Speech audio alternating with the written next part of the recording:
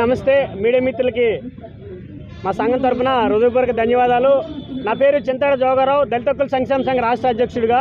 ఈరోజు best available school scheme ఏదైతే ఉందో అలనాడు మరి మాజీ ముఖ్యమంత్రి వర్యులు మన వైఎస్ జగన్మోహన్ రెడ్డి గారి పుణ్యమాని ఈ స్కీమ్ని రద్దుపరిచారు. జీవో 19 తీసుకొచ్చారు.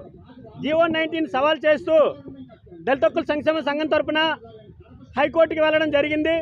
హైకోర్టులో మాజీ ముఖ్యమంత్రికి ముట్టికాయ పెట్టడం జరిగింది. అదేవిధంగా బెస్ట్ అవైలబుల్ స్కూల్లో చదువుతున్నటువంటి విద్యార్థులు ఎవరైతే ఉన్నారో వారిని యథావిధిగా కొనసాగించాలని హైకోర్టు ఆర్డర్ ఇచ్చింది. అయినప్పటికీ కూడా వినకుండా మొండి ప్రవర్తన చేస్తూ తొక్లక్ పరిపాలన చేస్తున్నటువంటి జగన్మోహన్ రెడ్డికి బుద్ధి చెప్పాలని మరలా దళిత హక్కుల సంక్షేమ సంఘం తరఫున సుప్రీంకోర్టుకి వెళ్ళడం జరిగింది.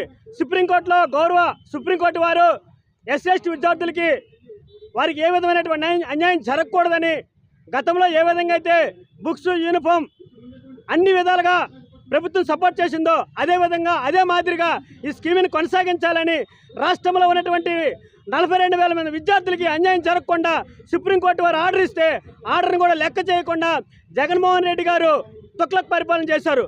అందుకని ఈరోజు 11 సీట్లుగా పరిమితం చేసి టీడీపీ, జనసేన, బీజేపీ వారిని మేము గెలిపించడం జరిగింది. దయచేసి గెలిచినటువంటి ఈ యొక్క ఉమ్మడ పార్టీ వారికి అందరికీ కూడా మా యొక్క సంఘం తరఫున ప్రత్యేక ధన్యవాదాలు తెలియజేసుకుంటున్నాను.